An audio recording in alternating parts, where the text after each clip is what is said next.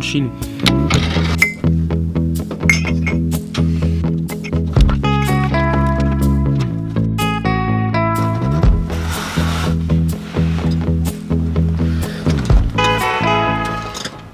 Bon matin, what's up? J'espère que ça va bien. Nous, ça va super bien. Depuis le dernier épisode, dans le fond, on a laissé Sam à l'aéroport. Puis on a pris une couple de jours de congé à réfléchir puis à prendre du temps pour nous. Dans le fond, dans les derniers jours, on n'a pas fait grand-chose. On a fait le fuck sur la plage, on a pris du soleil, puis on a beaucoup réfléchi, on s'est posé beaucoup de questions. Hier, c'était le Super Bowl, un événement qui est big puis important, en tout cas chez nous, parce qu'on est des gros fans de football. Puis c'était notre premier Super Bowl mexicain loin de la maison. Au moins les Chiefs ont gagné. Signe de rock, let's go, Mahomes MVP. Puis être loin de la maison pendant qu'il y avait comme un gros party chez nous, puis tout le monde avait du fun. Ça nous fend le cœur. Ça fend le cœur un peu. Les deux, on se rend compte qu'on est vraiment des gens de famille, puis on s'ennuie beaucoup de notre monde. C'est pas la première fois qu'on le dit, mais c'est vrai. On se sent un peu tout seul, aussi loin de tout le monde, en plein cœur du Mexique. Avant de partir, on s'était fixé des objectifs, puis des trucs qu'on voulait faire comme expérience, des trucs qu'on voulait voir, des trucs qu'on voulait travailler sur le plan personnel. Autant dans ce qu'on voulait travailler sur nous-mêmes que dans ce qu'on voulait voir et vivre comme expérience. D'après moi, on a comme pas mal tout fait. Moi, j'avais beaucoup de trucs que je voulais apprendre. J'ai lu beaucoup. J'ai appris le montage que je voulais faire. J'ai appris à filmer. J'ai appris la comptabilité en lisant des livres pendant qu'on était en voyage. On a appris à gérer la notion du temps, ce qu'on faisait pas avant, parce qu'on n'avait pas autant de temps. À être un peu moins stressé. Je pense que les deux, on a pas mal réussi à checker tout ce qu'on avait à checker sur notre bucket list. On a vu aussi ce qu'on voulait voir, des parcs nationaux, des paysages, des plages. Puis on a vécu ce qu'on voulait vivre comme expérience. Ouais. Fait qu'on a pris la décision importante de commencer à remonter. On a atteint le pic du pic de notre voyage, j'ai l'impression. On descendra pas plus bas. Fait qu'on a pris notre décision, puis ça part aujourd'hui. On échange nos maillots de bain contre nos sauts de skidoo.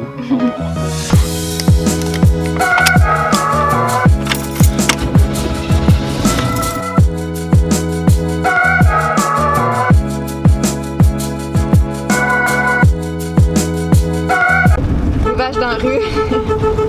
Allô les chums! Pause pipi terminée. On prend la route.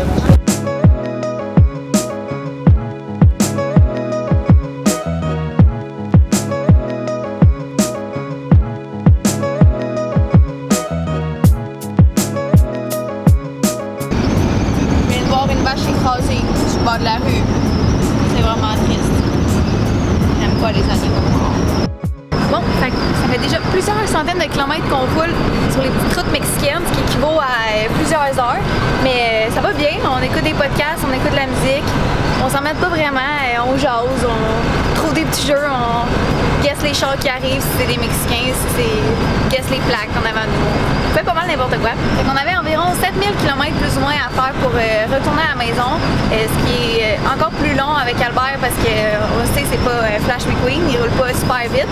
Fait qu'on veut pas s'en revenir en fou, le but c'est pas de le faire d'une traite, le 7000 km, sauf que c'est sûr que quand il va commencer à faire froid, on va probablement commencer à monter plus rapidement parce que ça sert à rien de se geler les fesses. Tant qu'à se geler les fesses dans Albert, on va monter, se geler les fesses à la maison. Puis là, moi ma job c'est de m'assurer que Tom, quand il a faim, ben il manque pas de bouffe. Fait que là, je m'en venais y chercher des petits ananas.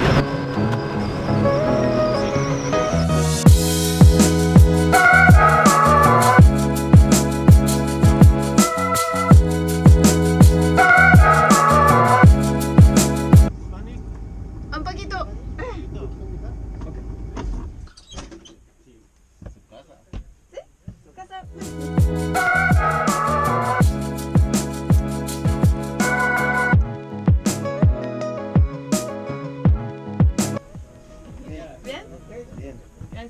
Bon ben, poste d'inspection, check. Tiens, lui, il prenait sa job au sérieux.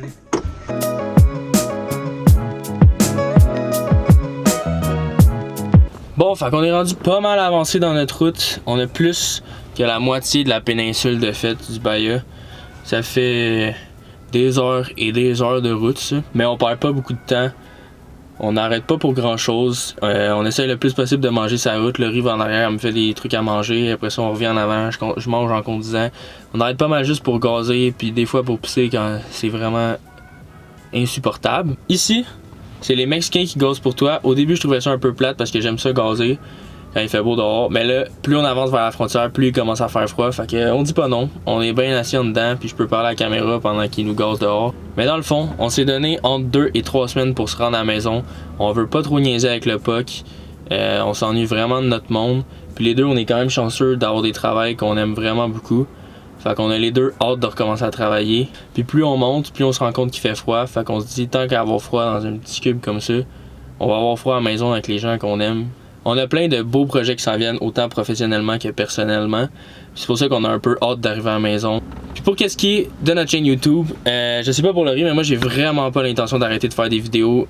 J'adore faire du montage, j'adore filmer, puis j'aimerais ça genre continuer à en faire plus tard. Okay, il va continuer à avoir des vidéos sur notre chaîne, que ce soit des voyages ou des projets personnels. C'est sûr que... Fait que le Mexicain est là, faut que je paye. Fait que nous on va reprendre la route, on se voit tantôt.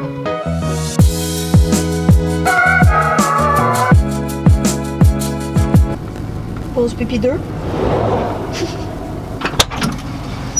Ah, il fait froid! Pour vrai? Ouais. C'est bien bizarre. Jamais pissé face au vent, on est plein les shoes. Nos derniers moments au Mexique. On est aux douanes. C'est un peu long, fait que là, on a appelé, on a appelé notre famille pour jaser un peu, le temps que la file se rétrécisse un peu. De l'autre bord, ça rentre à flot. Ah, les restrictions sont moindres hein, pour rentrer au Mexique.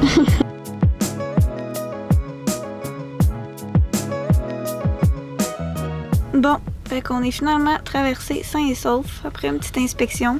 Ça a vraiment bien été, par exemple.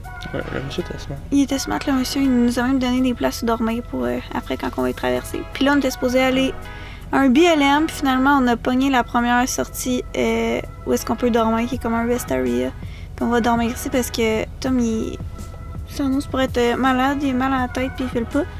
Puis les deux, on est fatigués, on a conduit 10 heures aujourd'hui. Fait que on va dormir ici. Puis demain, on va reprendre la route. Bon matin, j'espère que ça va bien. Nous, ça a été une nuit super mouvementée. Hier, on l'avait prédit, Tom, il a été malade. On sait pas trop qu'est-ce qu'il y a. Il a mal partout, il tousse. Fait qu'on pense que c'est peut-être une petite grippe.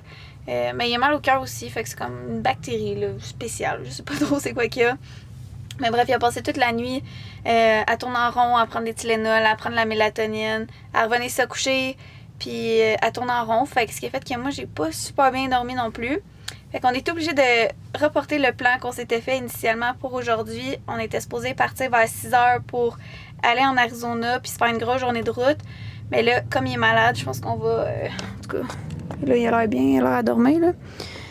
Oh, il dort pas.